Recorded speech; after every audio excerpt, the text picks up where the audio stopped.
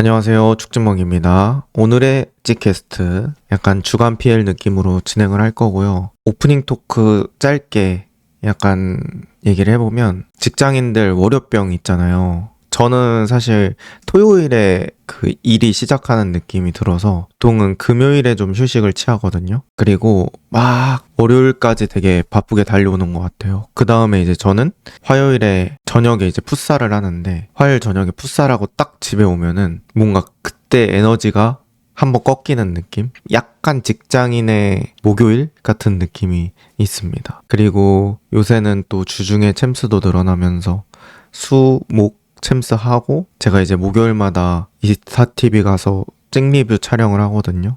그것까지 딱 하고 오면은 뭔가 일주일이 마무리가 된 느낌? 그러면서 에너지가 쫙 처지는 느낌이 있는데 이번 주는 또 주목할 만한 경기들이 많았잖아요. 뭐 살라를 선발로 넣을 건지 하는 리버풀 게임도 있었고 첼시와 아스날이 뭐 거의 왕중왕전 같은 느낌으로 게임을 하기도 했고 그래서 어제 이제 라이브로 경기 3탕을 연속으로 때렸고 그렇게 되니까 한 8시간 정도 방송을 하게 되더라고요. 8시간 동안 저는 이제 조명도 틀어놓거든요. 조명의 불빛이 세고 거기다가 계속 얘기를 해야 되니까 확실히 진이 좀 빠지더라고요. 그래서 라이브 끝나고 또 오늘 아침 일어나서 달리기 하고 이제 저녁 먹고 찌캐스트를 켰습니다. 근데 확실히 이 체력적으로 좀 데미지가 오는 그런 월요일이고요.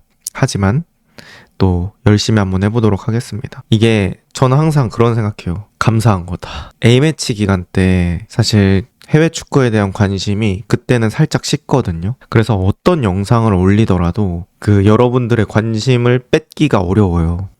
그랬을 때를 생각하면 사실 지금이 되게 행복한 거다. 그래서 저는 바쁜 게 행복하다, 감사하다는 생각으로 요새 또 살고 있습니다. 약간 피식대학의 민수님 아시나요?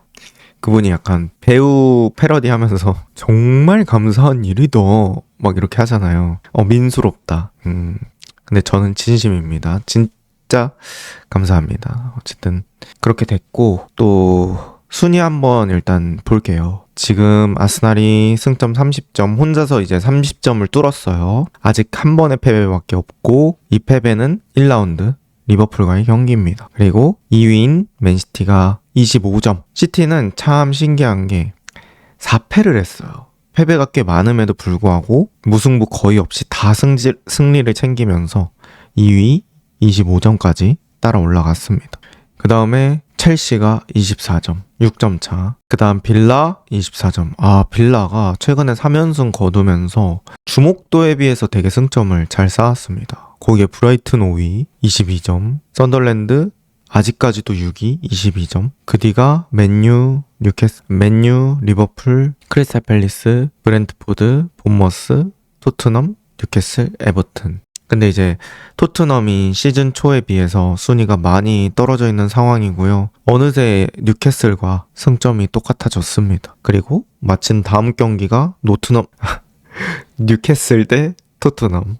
노트넘은 없죠. 그래서 그 두 팀이 또 주중에 경기를 치르는데 토트넘이 또 뉴캐슬 공포증이 있잖아요. 근데 여기서 또 진다고 하면은 순위가 더 떨어질 수 있어서 토트넘 입장에서는 매우 공포스러운 일정이 기다리고 있다. 이렇게 볼 수 있을 것 같고요. 아직도 울브즈는 승리가 없는 채로 그렇게 리그가 진행되고 있습니다. 그래서 일단은 아스날, 맨시티, 첼시 그리고 빌라 정도까지는 지금 우승권 느낌으로 갈 수 있고 사실 선두와 뭐 리버풀 정도까지도 승점 차가 9점 정도기 때문에 뭐 우승을 얘기하기에는 좀 쉽지 않을 수도 있겠지만 3분의 1 정도 리그가 진행된 시점에서는 정말 아무것도 모릅니다. 어쨌든 아스날이 지금 어려운 일정 3연전, 북런던 더비, 바이언전, 첼시전 이렇게 잘 넘기고 가는 그런 흐름으로 진행이 되는 것 같습니다. 자, 그러면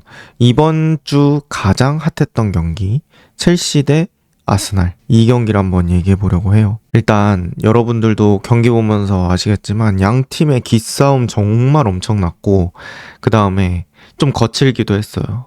그리고 선수들이 전체적으로 좀 흥분한 느낌이 있었고요. 완전히 진짜 격렬한 경기였다. 이렇게 볼 수 있을 것 같습니다. 첼시와 아스날은 스탠포드 브리지에서 격렬한 런던 더비를 펼쳤고 경기는 1대1로 끝났으며 경고 카드 몇 장, 퇴장 카드 한 장, 그리고 여러 차례의 강력한 태클이 나왔습니다. 경기는 매우 빠른 속도로 시작되면서 처음 13분 동안 3번의 경고가 나왔습니다. 그리고 이제 카이세도가 퇴장당했죠. 그러니까 이 경기에서 가장 중요했던 시점이 이제 카이세도의 퇴장인데, 저는 사실 그동안 카이세도가 해준 것 때문에 첼시 팬분들의 지탄을 안 받을 뿐이지, 사실 카이세도가 아니라 좀 그동안 못했던 선수가 이 경기에서 그 정도의 태클을 했다? 이러면 저는 비판을 피할 수 없었다고 봅니다. 이게 리그 일정상에서도 되게 중요한 게임이었거든요. 그러니까 분위기상으로 어떻게 보면 진짜 왕중왕전 같은 느낌이 있어가지고 여기서 그렇게 중요한 경기에서 전반에 시리어스 파울로 퇴장당한다. 이거는 매우 심각한 그런 태클이었거든요. 그래서 카이세도가 그 태클은 제가 개인적으로는 잘 이해가 가지는 않았습니다. 그렇게 중요한 상황이 아니었기 때문에 약간은 카이세도가 흥분이 되어 있었던 것 같고, 그 말고도 엔조도 좀 흥분한 모습이 있었죠. 그래서 전체적으로 첼시가 흥분했지만 결국에는 승점 1점을 챙겼고, 이제 여기서 리스 제임스가 약간 영웅처럼 등장한 거죠. 뭐 카이세도를 흡수했다 내지는 뭐 카이세도를 그냥 먹었다라고 표현할 수 있을 정도로, 너 그동안 고생했으니까 오늘은 좀 가서 쉬고 있어, 내가 다 해결할게, 막 이런 느낌이었어요. 그래서 제임스가 막 거의 2명분을 커버하면서 날라다니고, 그냥 정말 리스 제임스라는 선수가 어떤 선수인가를 제대로 보여줬던 것 같습니다. 이제 어떤 분이 첼시는 풀백 새로 구하고 리스 미드필더 세우는 게 맞음이라고 해주셨는데, 저도 이 경기를 본 입장에서는 상당히 공감이 가는 의견입니다. 이제 첼시가 제임스를 스쿼드상에서 미드필더로 분류한 뒤에 미드필더를 영입하는 게 아니고 우풀백을 영입하는 거, 이거를 고민해보는 것도 진짜 진지하게 해볼 만하다. 그 정도로 제임스가 정말 좋았고요. 이제 어제 제가 올렸던 영상에서 미처 못했던 얘기가 있는데, 제임스 수술한 의사, 그 의사를 뭔가 팀닥터로 영입해야 되지 않나 싶을 정도로 제임스가 그동안 뭐 부상의 벽에 많이 가로막혔었잖아요. 근데 여태까지 진짜 오랫동안 부상을 안 당하고 있는 거 보면은 뭐 제임스 스스로의 노력도 있겠죠. 뭐 식단도 하고 뭐 본인들도 피지컬 코치나 의료진한테 듣는 얘기가 있으니까 그런 것들도 잘 조절하면서 시즌을 보내고 있을 테고, 또 팀에서도 신경 써주는 부분이 있고, 마레스카 감독도 그런 것들을 고려해서 뭐 되게 직선적인 풀백처럼 사용하는 게 아니라 안으로 들어오는 그런 미드필더처럼 사용하고, 이 모든 게 좀 맞아 떨어진 것 같습니다. 그리고 저는 그동안의 경기에서도 느꼈던 게, 리스 제임스가 이번 경기만큼 100%로 한 느낌은 저는 안 들었거든요. 어쨌든 부상을 좀 예방해야 되다 보니까 그렇게까지 빡빡빡빡 뛸 수 없었던 것 같은데, 이번 경기는 완전히 그런 것들을 다 개방한 느낌이었어요. 자신의 힘을.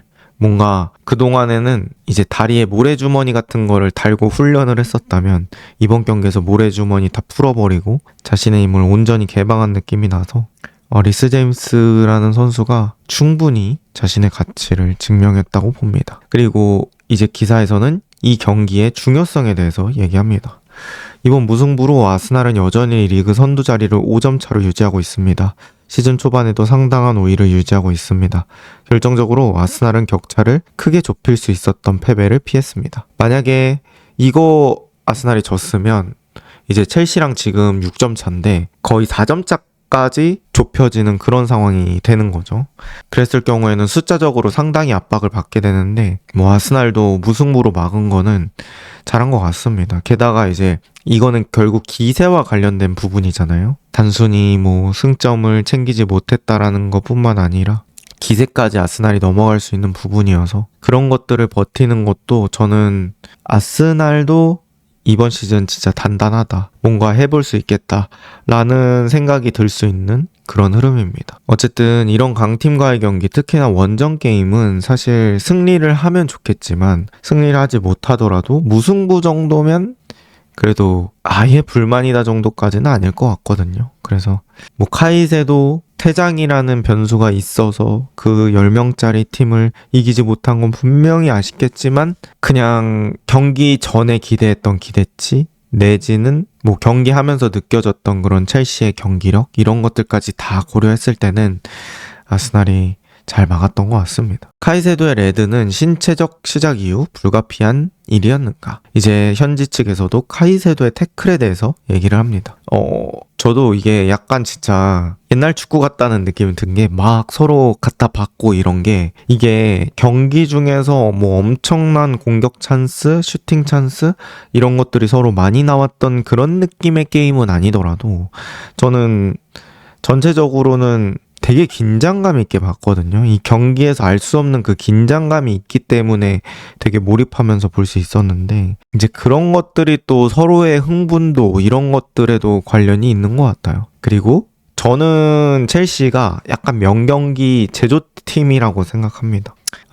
포체티노 있을 때도 시티가 그때 되게 잘했음에도 불구하고 막 4대4 게임 만들고 맨유랑 4대3 게임 했던 것도 첼시고 리버풀이랑 이번 시즌에 이스테반 극장골로 이겼던 그런 게임도 첼시고 이번 경기도 뭐 명경기라고 볼 수 있고 첼시가 진짜 명경기 제조기 같은 느낌이 있습니다. 어쨌든 그렇게 쿠쿠레아가 퇴장당하고 사실 첼시 입장에서는 그 상황을 되돌릴 수 있는 게 뭔가 아스날에 경고 있는 선수들이 추가 경고 받아서 퇴장당하고 이런 거잖아요. 그래서 첼시도 막 후반전에 그런 노력을 하는 장면들이 좀 보였어요. 그러니까 뭐 팔꿈치나 이런 것들 받았을 때 더 액션을 하면서 심판아 이거 좀 봐라 이런 식으로 하는 경우들이 좀 많았던 것 같은데 결국에 아스날의 추가 퇴장은 없었고 그렇지만 첼시가 전체적으로 맞고 카운터 그리고 뭐 리스 제임스의 2인문 이런 것들로 잘 경기를 이끌어 나간 것 같습니다. 그리고 이제 여기서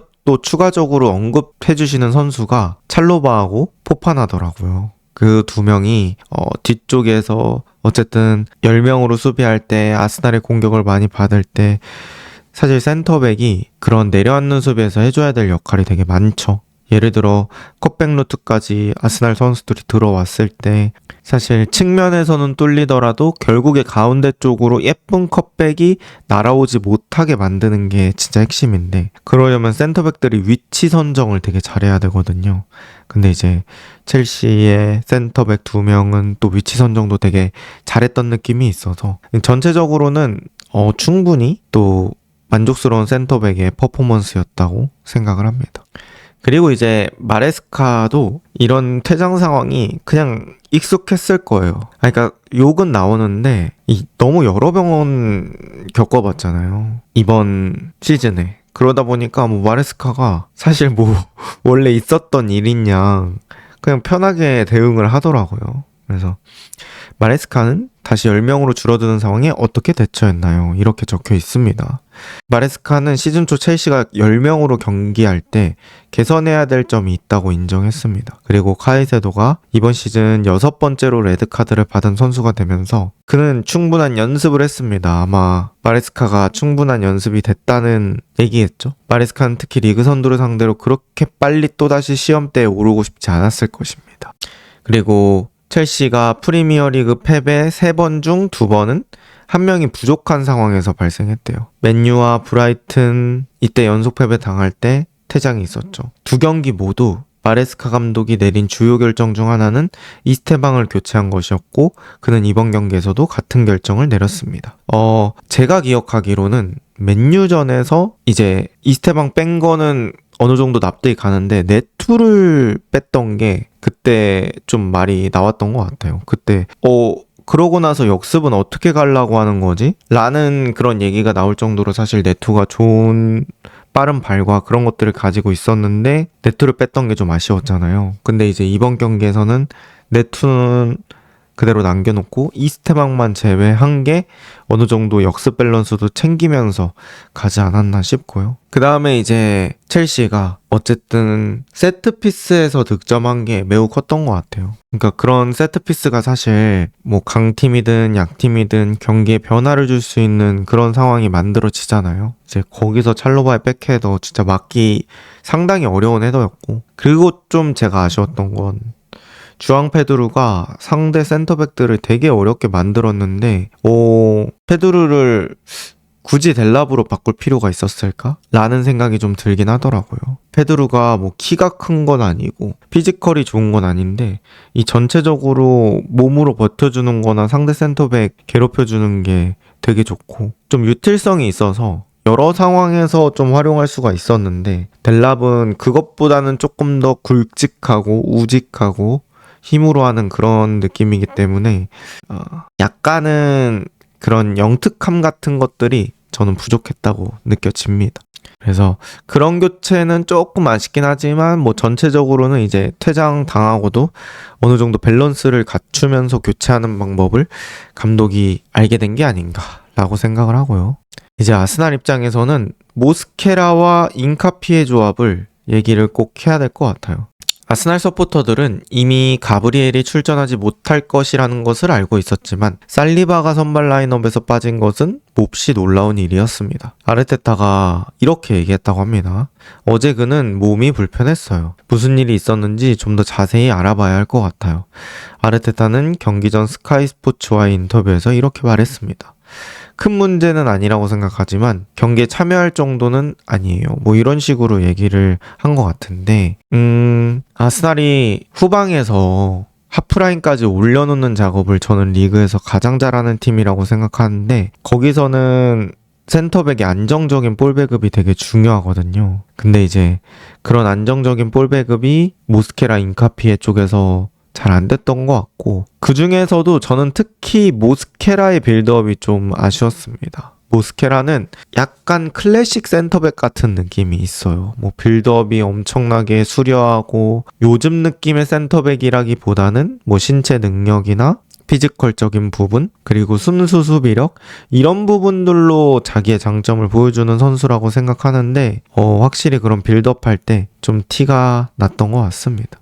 그리고 인카피에와 모스케라가 함께 선발 출장한 건 리그에서는 처음이라고 합니다. 제가 찾아보니까 브라이튼 카라바오컵, 그러니까 브라이튼과의 카라바오컵 경기에서는 둘이 같이 뛰었는데 그건 또 아니어서 호흡도 둘이 많이 맞춰보지 못해서 그런 부분들도 아마 영향을 미치지 않았을까 싶습니다.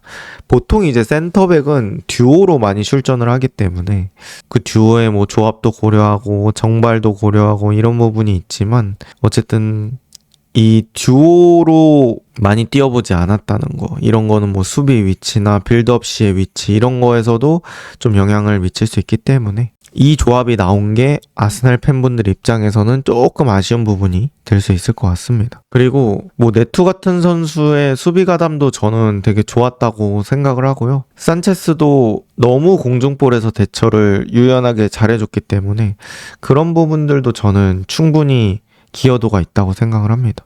그리고 이제 웨데고르가 잠깐 나왔는데 저는 어쨌든 아스날의 그런 정체성, 그러니까 공격형 미드필더가 전방 압박하고 또 창의적으로 풀어주고 이런 것들을 가지고 있는 선수, 이런 것들을 만들어줄 수 있는 선수는 결국 저는 웨데고르라고 생각을 하기 때문에 이제 웨데고르가 복귀했다 치고 에제는 어느 위치에 갈 건지, 사실 마침 또 트로사르, 그러니까 좋은 모습을 보여주던 트로사르가 부상으로 뛸 수 없기 때문에 지금 이제 에제를 왼쪽 윙으로 돌린 다음에 웨데고르를 공격형 미드필더로 쓸지, 이런 부분들을 또 다음 선발에서 체크를 해봐야 될 것 같습니다. 그래서 저는 그래도 웨데고르 이제는 선발로 계속 투입되는 거 보고 싶고, 그리고 이제 어제 제주스가 벤치에 앉았거든요.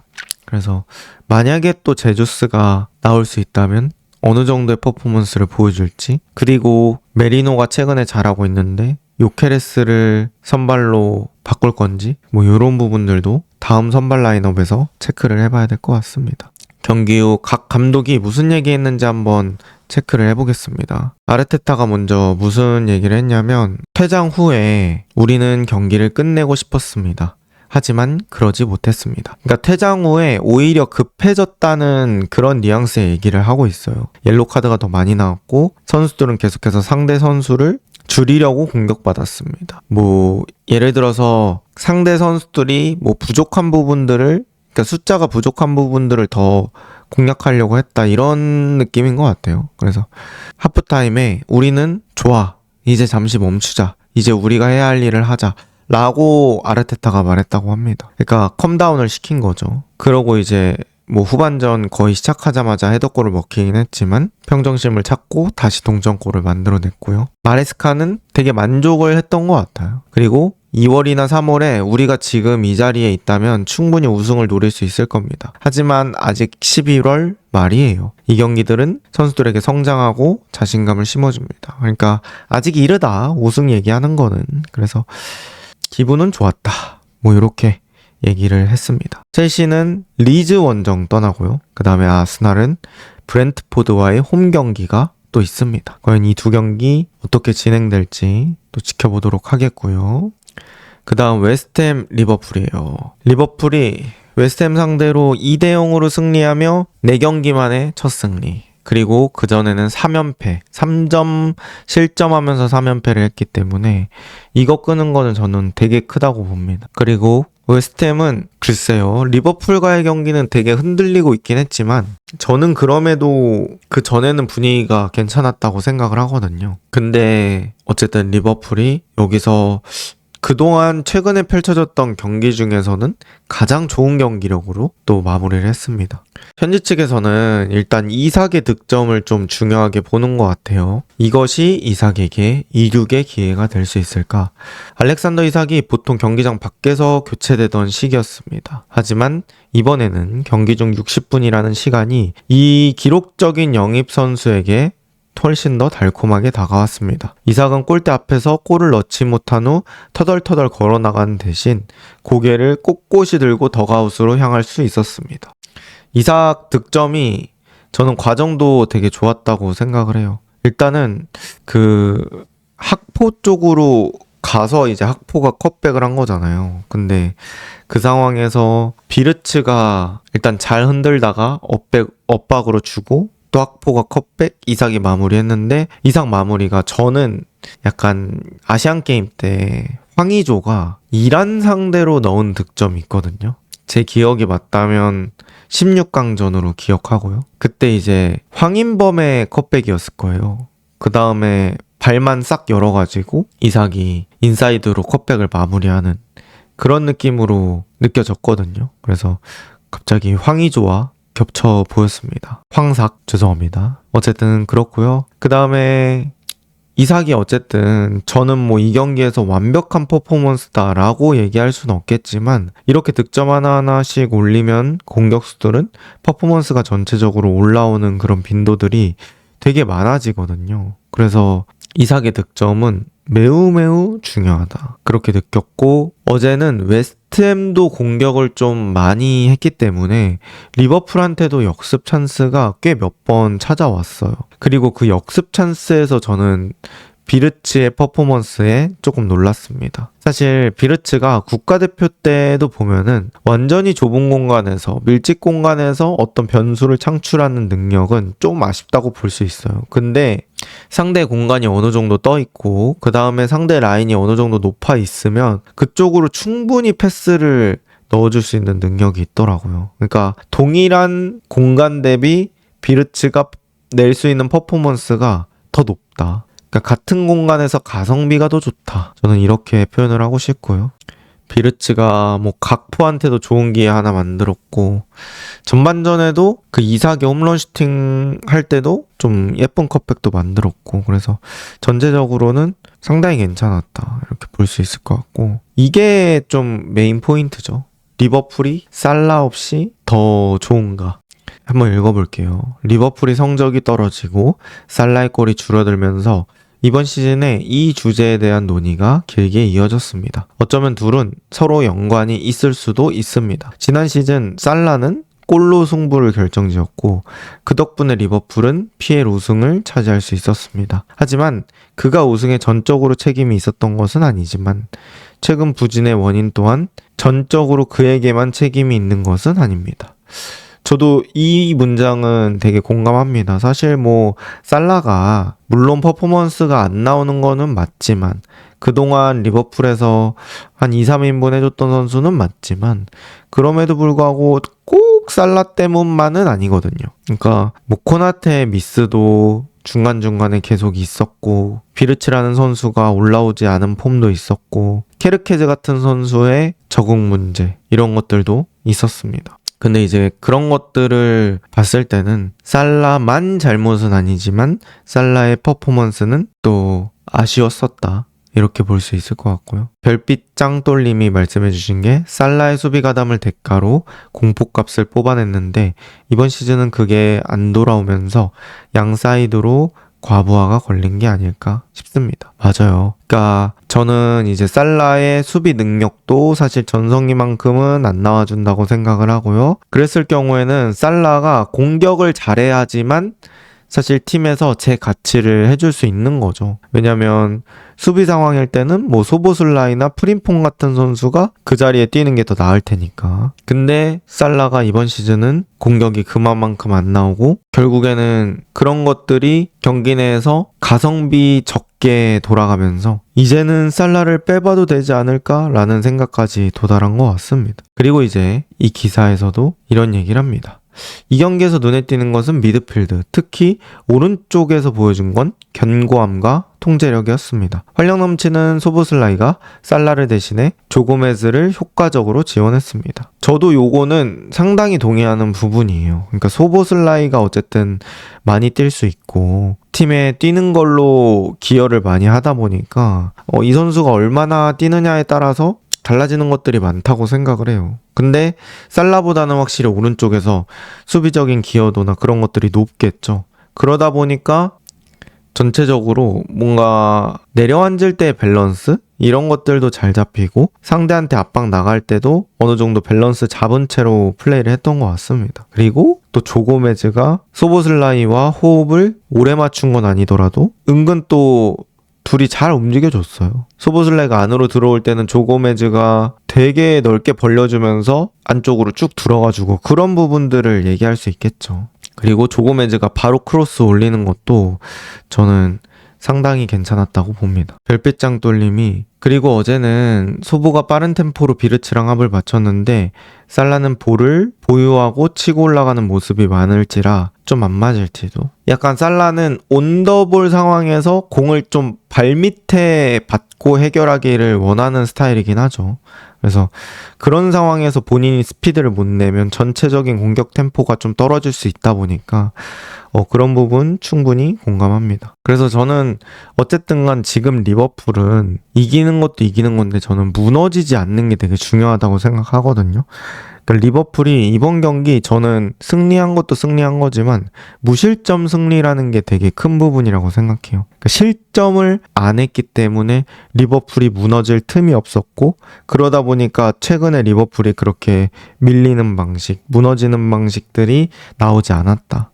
그런 부분들을 저는 또 주목을 해보고 싶고 저는 지금 리버풀한테 너 공격이 중요해 수비가 중요한 것 같아?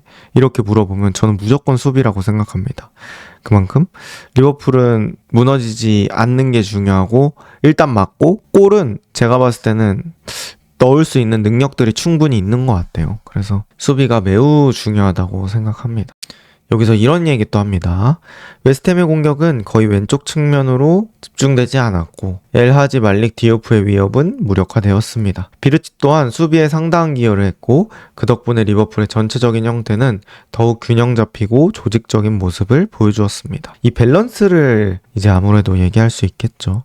슬롯은 짧은 시간에 많은 경기를 치러야 하기 때문에 모든 선수를 어느 시점에는 계속 쉬게 해야 된다고 지적했지만 앞으로 몇 주 동안 살라를 벤치 앉힐지 여부가 그의 가장 큰 딜레마가 될 것 같습니다. 그러니까 결국은 이 살라를 언제까지 벤치에 앉힐 건지 이게 또 포인트가 될 것 같아요. 그리고 이제 살라가 썬더랜드전 뭔가 자신의 선발에 대해 궁금해야 할 것 같고 만약에 거기서 선발 아니면 좀 살라 쪽에서 뭔가 액션이 나오지 않을까 싶은데 그 부분을 또 라커룸이 잘 감당해 줄 수 있을지 이게 되게 중요할 것 같습니다. JR님이 ZR님이 슬롯이 전술적으로 미드필더를 하나 더 늘리려고 했고 비르츠가 그 역할을 아주 잘해줬다고 언급하기도 했네요.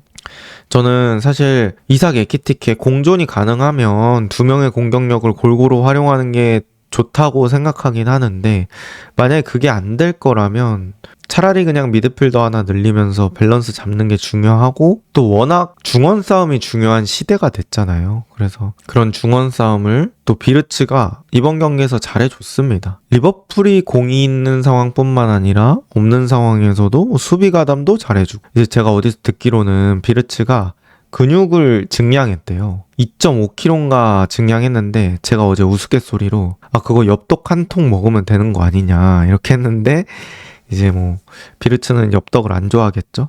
그것도 그렇고 엽떡으로 근육이 늘어나는 건 아니니까 어쨌든 그렇고 그런 상황에서 사실 비르츠가 피지컬이 조금 늘어나면서 그거에 대한 자신감도 어느 정도 있었던 것 같습니다. 그런 공격형 미드필더, 테크니션 같은 선수한테는 이 피지컬이 느는 부분이 되게 세심하게 터치를 해야 된다고 생각해요. 그러니까 너무 또 우락부락해져서 본인의 장점을 잃을 정도면 안 되고 어느 정도 그 강약을 조절하는 게 중요하겠죠. 그리고 이제 추가 시간이었나 거의 마무리 때쯤에 학포가 또 골을 넣기도 했죠.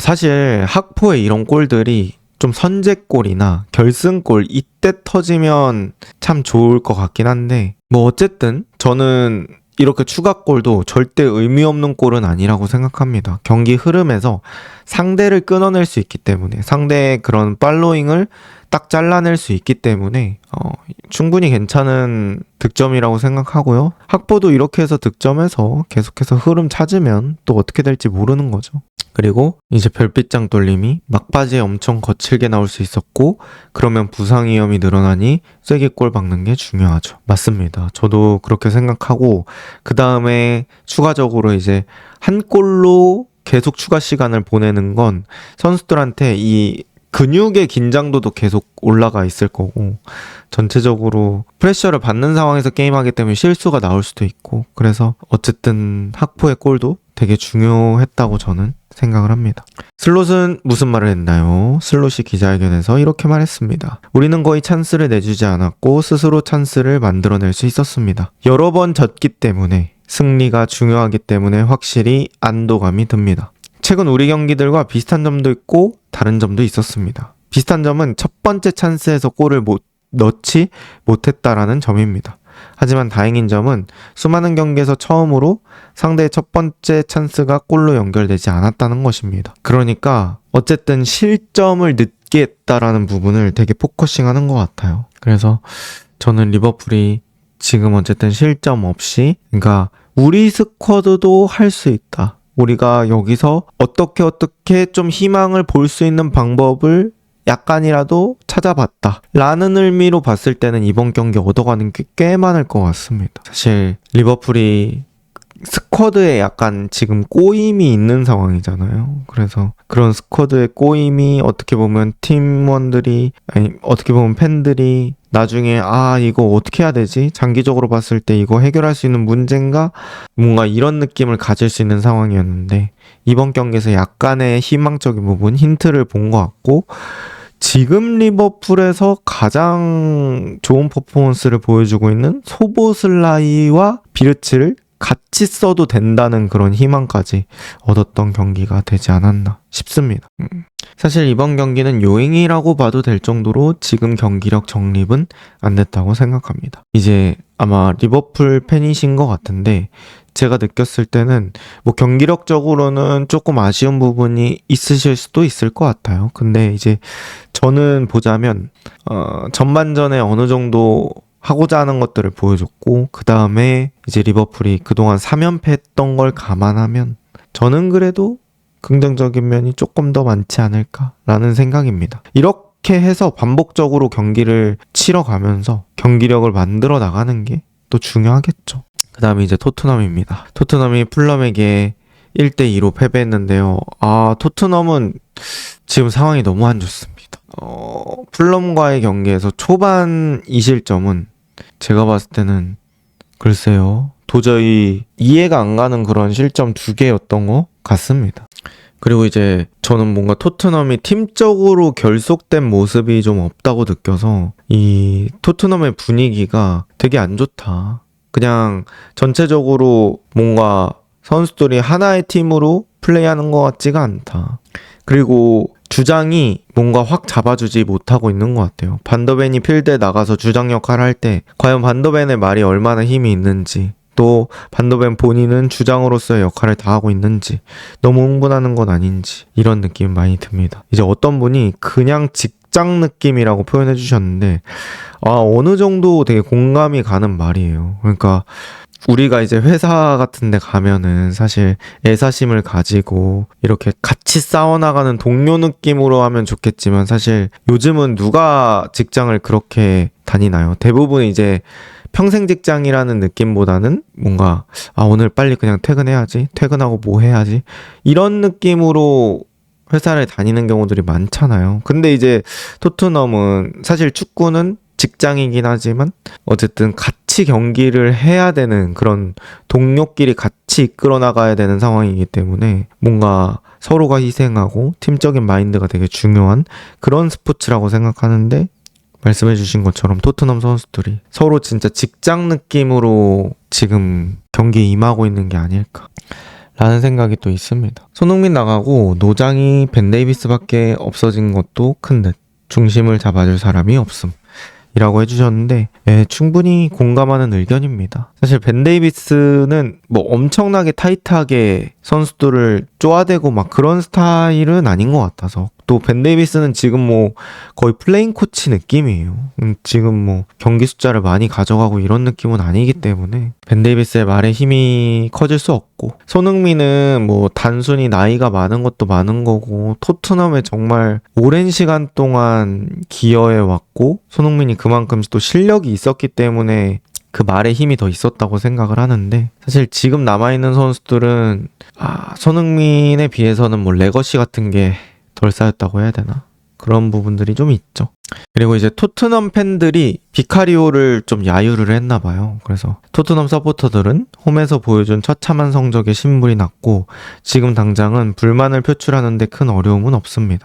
윌슨의 골이 있었잖아요. 그게 이제 비카리오의 실수였고, 근데 이제 비카리오의 실수가 있고 나서 비카리오한테 야유를 보내는 모습이 좀 가혹하지 않았나, 이렇게 기자가 적혀 있네요.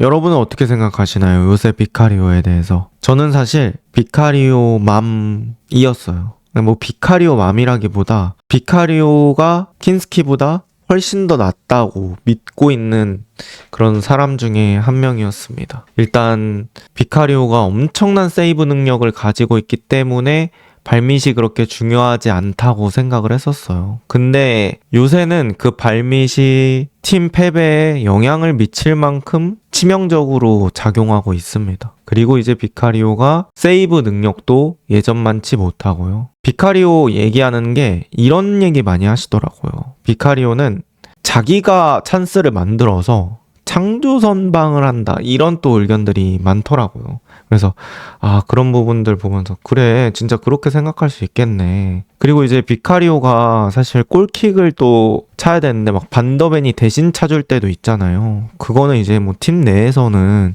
이 비카리오 킥 능력에 대해서 신뢰도가 높지 않은 상황이라고 볼 수 있을 것 같고요. 또 비카리오 두 번째 실수는 저도 개인적으로 이해가 가지는 않았습니다. 나올 거면 그냥 걷어내고 빨리 저기 골대로 들어갔어야 됐어요. 근데 골대로 들어가지 않고 뭔가 나와서 그 바로 처리하지 못하다 보니까 이거 지금 차놓고 들어가면 스로인 빨리 해서 나 먹힐 것 같아, 이거 어떻게든 우리 팀한테 줘서 걷어내게 해야겠다, 이런 식으로 기다리고 있었던 것 같아요. 저는 거기서 이제 또 동료들이 안 움직여주는 것도 좀 아쉬웠고, 그 다음에 비카리오가 골문 비우고 나왔을 때 센터백들이나 다른 수비수 선수들이 골대로 미리 좀 가 있었으면 어땠을까라는 생각도 들긴 하네요.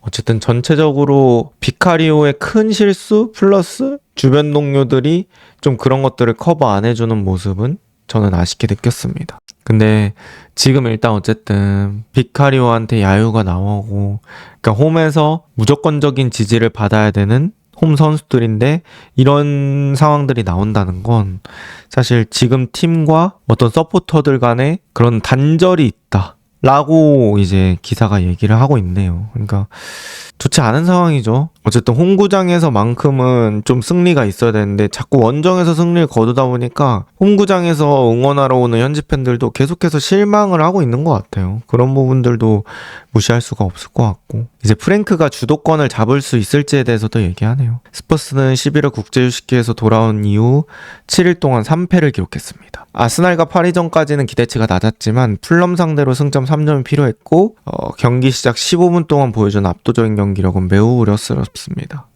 브렌트포드 시절 프랭크의 가장 큰 장점 중 하나는 전술적 유연성이었지만 지금은 오히려 약점처럼 느껴집니다. 상대팀에 맞춰 맞춤 전략을 짜곤 했지만 스퍼스에서는 일주일에 여러 경기를 치르고 훈련할 시간조차 없기 때문에 이를 그대로 따라하기는 훨씬 어렵습니다. 스퍼스는 시스템을 계속 바꾸고 있지만 아직 최강의 선발 라인업을 갖추진 못했습니다. 제가 토트넘에는 현재 중심이 없다라는 영상을 올리면서 했던 얘기와 좀 일맥상통하는 얘기 같은데요. 너무 또 확 바꿔버리는 것들이 있는 것 같아요. 그러니까 프랭크가 좋을 때는 그게 장점이 되지만 이 변화의 폭이 너무 커버리면 사실 선수들이 그걸 따라가는 게 힘들죠. 그리고 뭐 지금은 3일에 한 번씩 게임이 있는 상황에서 그게 이제 훈련에 녹아들기도 전에 이게 쉽지 않거든요. 제가 C급 지도자 교육을 9박 10일 동안 갔다 왔는데 이제 9박 10일의 주된 내용은 저희는 훈련 세션을 짭니다. 이제 훈련 세션이 또 단계별로 나눠져 있어요. 맨 처음에 가이드 단계, 뭐 중간 단계는 어플라이 단계, 그 다음에 이제 트랜스퍼 단계 이렇게 나눠져 있거든요. 그래서 가이드에서도 뭐 드릴폼, 플레이폼 뭐 이런 식으로 나눠져서 총 6단계 정도로 훈련을 나눠서 구성하게 됩니다. 근데 이제 훈련을 하면은 뭐 사실 제가 짜기도 하고 거기서 플레이어 입장에서 게임도 뛰거든요.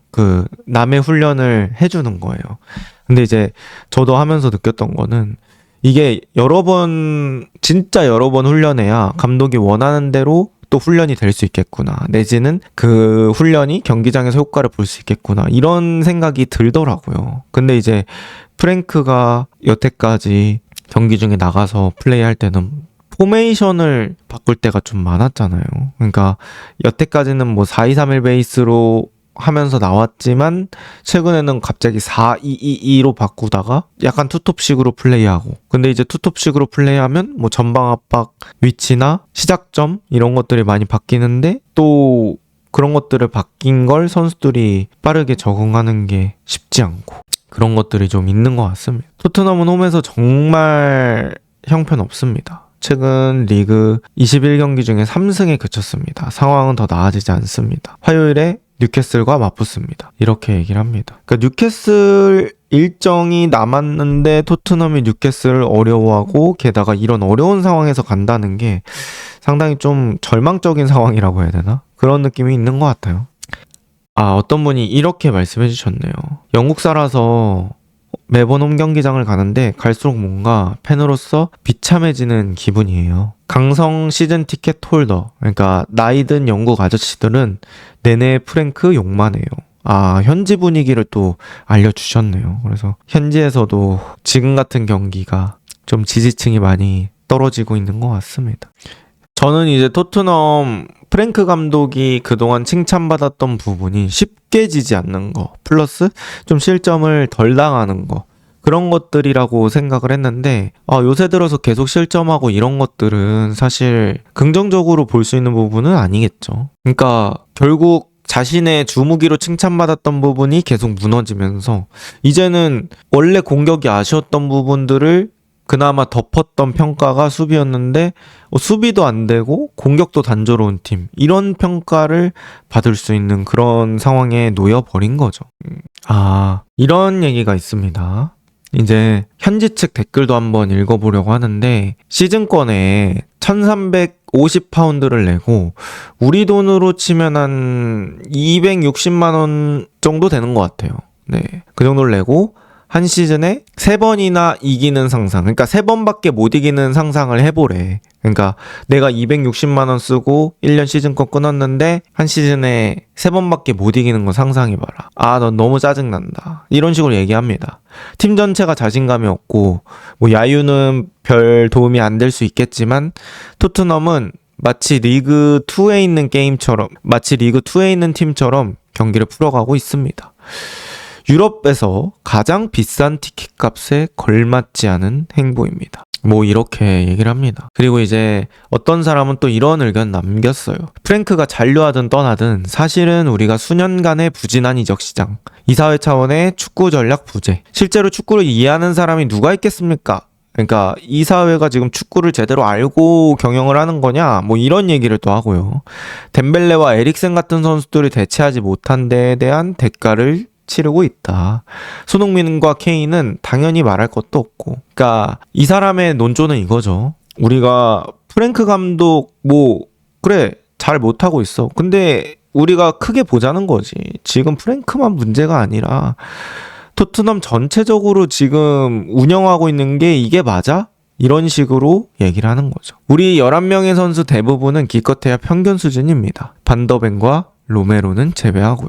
수천만 달러를 어린 선수들에게 투자하는데 우리 아카데미가 그렇게 형편없습니까? 이렇게 얘기를 합니다. 그러니까 유스가 너무 그렇게 별로야? 이런 식으로 질문을 하는 거죠. 그리고 이 사람은 이제 어린 선수 위주의 영입 기조를 별로 좋아하지 않는 것 같습니다. 어린 선수의 기조 저는 나쁘지는 않다고 생각을 해요. 근데 이제 그 중에 터지는 선수가 한두 명 정도는 있어야 되는데 사실 뭐 토트넘에서 지금 어리다고 볼 수 있는 선수들 오도베르텔, 그레이, 베리발, 시몬스 뭔가 한두 번씩 괜찮은 경기가 나올 때는 있지만 사실 압도적인가? 라고 얘기했을 때는 그럴 만한 선수가 없긴 하죠. 그래서 뭐 그런 부분들은 좀 어려운 것 같습니다. 그리고 이 데스크라인 그때 황금 세대가 정말 어려운 거였구나 라는 생각이 또 듭니다. 그 다음 이제 팰리스 맨유 요 경기 한번 얘기해 볼게요. 팰리스가 맨유 상대로 전반전은 잘 운영했던 것 같아요. 근데 이제 후반전에 맨유한테 골 먹고 체력적인 부분이 좀 떨어지면서 그 이후에는 전반만큼의 압박을 보여주지 못했고요. 맨유는 결국 6위로 올라섰습니다. 마테타가 잘하더라고요. 근데 잘하는데 못해요. 마테타가 팰리스에는 되게 필요한 선수라고 느꼈어요. 등지고 리턴 내주고 그리고 마테타가 버티는 동안 뭐 주변에 있는 선수들이 뛰면서 공간 먹어주고 이런 느낌은 되게 많이 받았는데 문제는 골결이 말이 안 됩니다. 그리고 그 항상 중요한 찬스에서 슈팅이 약해지는 그런 고질병도 있고요. 마테타가 뭐 신체 능력도 괜찮고 그 가지고 있는 몸에 비해서 또 스피드도 괜찮더라고요. 그래서 전체적으로는 좋은 공격수라고 생각하는데 이런 얘기가 나올 수 있겠죠. 마테타 잘했는데 못했다. 예, 죄송합니다. 어쨌든 마테타가 팰리스에서 되게 필요한 존재지만 골결만 더 늘려주면 좋을 것 같다 라는 생각이 있었고 심지어 PK도 취소될 뻔했어요. 그러니까 PK까지 취소가 될 뻔했던 게 또 아찔했죠. 팰리스 입장에서는. 어쨌든 이제 넣었고 이제 맨유 얘기를 해보자면 맨유도 이번 경기에서는 세트피스 되게 잘 준비했다. 저는 지르크지 득점이 마샬 생각났습니다. 옛날에 브루노가 온지 얼마 안 됐었나? 아니면은 온지 꽤 됐었나 했을 때 OT에서 마샬한테 이렇게 탁 깎아차가지고 마샬이 발리슛 했던 그 득점이 저는 기억이 나거든요. 근데 이제 지르크지가 어쨌든 득점을 잘했습니다. 완전히 무각슛. 지르크지, 에버튼과의 시즌 첫 프리미어리그 선발 경기에서 날카로운 비판을 받았던 지르크지에게 이 골은 매우 중요한 순간이었습니다. 25경기 만에 프리미어리그에서 첫 골을 넣은 셈인데 이는 1년 전인 12월 1일 이후 처음입니다. 제가 생각하는 지르크지라는 선수, 사실 라이브에서 저한테 질문 주시는 분들이 많아요. 찍먹아, 너 실축하냐? 실축 잘하냐? 뭐 이런 거 되게 엄청 많이 물어봐요. 그럼 저는 항상 드리는 답변이 똑같습니다. 저는 실축해서 지르크지나 잭슨 스타일이다. 스트라이커인데 득점력이 좋다기보다는 연계에 힘쓰는 그런 스트라이커다라고 말씀을 많이 드리는데요. 제가 느꼈을 때 이 지르크지라는 선수는 전술적으로 같이 좀 만지면서 나갈 때 그 사용 가치가 높아지는 선수인 것 같아요. 사실 지르크지가 어떤 골 결정력이나 슈팅 빠따 이런 거에서 엄청난 장점을 보여주는 선수까지는 아니다 보니까 지르크지의 어떤 그런 등지고 리턴 내주는 그런 기술력을 이용해야 된다고 생각을 하거든요.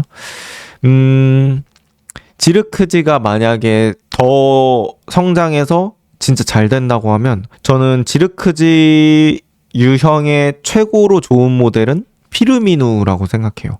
그러니까 피르미누처럼 좌우 윙어들의 득점력이 받쳐줄 때 뭔가 지르크지가 제대로 퍼포먼스 뽑아줄 수 있을 것 같거든요. 그래서 이제 뭐 이론상으로는 은베모 쿠냐 완성이 되어 있긴 합니다. 그리고 지금 셀슈코가 없는 상황에서 지르크지가 계속 기회 받으면서 그런 것들을 해줘야 되는데 사실 지르크지가 살짝 그 둔한 느낌이 있다고 해야 되나? 물론 이제 덩치가 커서 그럴 수 있겠죠. 그렇지만 조금 더 날렵해지면 좋을 것 같아요. 그래야 이제 돌아서는 동작이나 슈팅 때릴 때도 더 빠르게 갈 수 있고 그래서 그런 모델을 좀 노리면서 플레이를 해야 될 것 같고요. 어쨌든 득점은 어려웠는데 잘 때렸습니다. 골대 가까이 있으면 사실 그냥 때려야 돼요.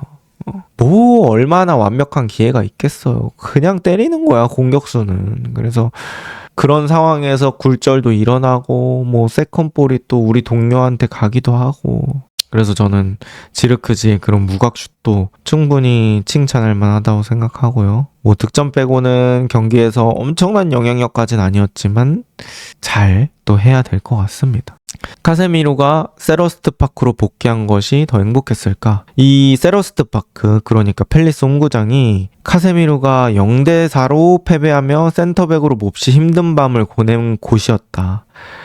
여러분 기억나실 거예요. 그 테나흐 때 비가 오는 평일 새벽 경기였던 걸로 저는 기억을 해요. 그때 이제 맨유가 4대0으로 졌었는데 그때 이제 기동력 다 빠진 에릭센이 수비형 미드필더 보고 카세미로가 센터백 보고 그랬을 때 이제 팰리스는 에제랑 올리세 다 있었던 걸로 저는 기억을 하는데 그때 이제 제이미 캐러거가 카세미로 축구를 떠나야 한다 뭐 이런 식으로 얘기를 했었나 봐요. 그래서 카세미로가 되게 상처를 받았던 그런 장소였는데 뭐 이번 경기는 나쁘지 않았습니다. 그리고 카세미로가 세트피스에서는 되게 위협적인 존재인 것 같아요. 의외로 맨유에서 세트피스 상황에서의 득점력이 좀 괜찮더라고. 그리고 이제 어떤 분이 맨유가 아스날과 세트피스 득점 공동 1등인 것을 알고 계십니까? 라고 해주셨는데 그렇군요. 그러니까 우리가 이제 세트피스에서의 어떤 강점을 보여주는 팀이 아스날이라고 인식하고 있지만 사실 맨유도 세트피스에서 좋은 변수를 만들어주는 팀이다 라는 거군요. 이번 경기도 그러고 보니 세트피스 2골이었네. 어쨌든 뭐 카세미로도 이번 경기 무난한 활약을 보여주고 있고 사실 카세미로 브루노 9294잖아요. 중원에서 이제 프리미어리그 젊은 선수들 상대로 에너지 같이 가담하기에는 또 쉽지 않은 나이예요. 필연적으로 메이누나 뭐 우가르테 같은 선수들이 꼭 올라와 줘야 되는 상황들이고요. 제가 봤을 때는 풀타임은 좀 어려울 것 같아서 그런 부분들을 신경 써줘야 될 것 같습니다. 특히나 이제 3일에 한 번씩 뛰는 그런 게임이 된다면. 그리고 이제 마테타 PK가 투터치였는데 다시 주어진 이유가 이 훌리안이 투터치로 취소되고 나서 이제 그 규칙이 수정이 됐대요. 이 법이 선수들이 고의로 공을 2번 차는 것을 막기 위한 것이며 이제 고의가 없다면 그냥 다시 차는 걸로 바뀌는 것에 동의했대요. 근데 고의가 대부분은 없겠죠. 그래서 웬만하면 다시 차지 않을까 싶어요. 투터치를 해서 거기서 PK를 고의로 찬다는 거는 뭐 자기한테도 엄청난 위험 감수가 되고 투터치에서 PK를 고의로 어떻게 찬다는 거죠? 그게 더 넣기 힘들 텐데 라는 생각이 듭니다. 어쨌든 이제는 고의로 안 차는 게 확실히 되면 다시 주는 것 같습니다. 근데 이 축구에서 이 고의라는 영역이 되게 어렵죠. 선수의 마음을 들여다볼 수가 없으니까. 어쨌든 그렇고 저는 마테타가 발 사이즈가 커서 또 그 공이 걸린 것 같기도 합니다. 그래서 맨유는 원정에서 상당히 귀중한 승리 거뒀고요. 요로가 PK 준 거는 좀 아쉽긴 했습니다. 그렇긴 한데 요로는 뭐 가능성 충분히 있고 여태까지 맨유에 해준 것도 있고 빌드업 능력도 괜찮은 선수기 때문에 저는 또 요로 한번 또 기대를 해보도록 하겠고요. 이제 맨유가 리산드로 마르티네즈 돌아왔잖아요. 근데 루크쇼가 최근에 되게 좋은 모습들을 보여주고 있어서 리산드로 마르티네즈가 언제 뛸 수 있을지는 모르겠지만 리산드로 마르티네즈의 선발 출전도 한번 또 기대를 해보도록 하겠습니다. 그 다음에 시티는 3대2로 이겼고요. 전반전은 뭐 시티가 완전히 주도했어요. 그리고 리즈가 처음부터 예상한 대로 뭔가 에너제틱하게 축구를 했고, 시티는 또 그런 것들을 나가는데 익숙한 팀이다 보니까 오케이 너네 그렇게 해서 들어올 거야? 우리 그럼 벗겨줄게. 뭐 이런 식으로 플레이가 됐고, 그 다음에 이제 시티도 세트피스에서 득점을 했습니다. 시티는 아까 말씀드렸던 뭐 아스날과 맨유 같은 팀들과는 다르게 세트피스 득점이 거의 없는 팀이었거든요. 근데 그바르디올이 또 세트피스에서 마무리했고, 그 과정에서는 코너킥이 저는 되게 좋았다고 생각합니다. 역시나 이런 요즘의 세트피스 코너킥은 그 안으로 꾸역꾸역 집어넣는 듯한 그런 코너킥이 핵심이다. 이렇게 볼 수 있을 것 같고요. 그리고 이제 뭐 이 경기는 포든이죠. 포든이 정말 엄청난 퍼포먼스 보여줬고, 첫 골이 저는 난이도는 더 어려웠다고 생각해요. 약간 허리까지 올라가는 공을 바로 때려가지고 첫 골이 난이도 자체는 저는 더 어려웠다고 생각하고, 그 결승골은 그런 심리적인 부분이 어려웠을 거라고 생각해요. 압박받는 상황에서 결승골 탁 때리고 그 다음에 그 슈팅이 사실 뭐 틈이 거의 없었잖아요. 근데 그냥 골대랑 가까우면 슈팅 때려봐야 한다 라는 교훈을 느낄 수 있었던 그런 순간이었습니다. 역시나 그런 결정적인 순간에는 그냥 막 때려야 된다. 기회 있으면 빵빵 때려야 된다. 그렇기 때문에 또 슈팅 연습을 해야 된다. 빵빵 때리려면 연습 때 이미 준비가 잘 되어 있어야 되기 때문에 그런 것들을 좀 느꼈고요. 어쨌든 이 경기에서는 저는 파르케 감독도 좀 인상적으로 봤어요. 파르케 감독이 처음에 들고 나왔던 건 4-3-3, 그리고 양쪽 윙포드를 발빠른 뇽토나 다니엘 제임스로 배치해서 스피드로 승부를 보려고 했는데 그게 안 됐고, 그러다 보니까 빠르게 트윈타워로 바꿔서 은메차와 칼버트 루인, 그리고 칼버트 루인 쪽으로 공을 많이 배급해줘서 칼버트 루인이 여러 개의 찬스를 만들어냈고 결국엔 PK까지 얻어내면서 또 기여를 했습니다. 그래서 파르케 감독도 뭐 자신 나름의 변화를 잘 가져갔다고 볼 수 있을 것 같아요. 근데 시티가 전체적으로 어쨌든 체급이 높고, 또 이런 데서 극장골이든 뭐든 승리로 바꾸는 거, 경기력이 그렇게 좋지 않아도 승리를 할 수 있는 게 또 강팀의 조건이라고 볼 수 있겠죠. 저는 시티가 사실 리버풀전에는 되게 좋았잖아요. 근데 리버풀전의 퍼포먼스만큼 그 남은 뒤쪽의 경기들을 하지 못해서 시티가 경기력적인 부분을 또 늘려야 좋은 평가를 받을 수 있지 않을까 싶습니다. 그러니까 지금 시티가 그런 얘기가 조금 줄어들었어요. 그러니까 리버풀전 이기고 나서 사람들이 그런 얘기 진짜 많이 했거든요. 사실 진짜 우승 후보는 아스날이 아니다. 시티가 감독도 패비기도 하고 지금 경기하는 거 봐라. 시티가 이렇게 잘하는 팀이다. 이렇게 얘기를 했는데 요새는 그런 얘기 좀 들어갔죠. 그래서 시티가 경기력도 좀 챙겨야 되는 그런 상황에 놓여 있는 것 같습니다. 시티는 이제 풀럼 원정을 떠나게 되고요.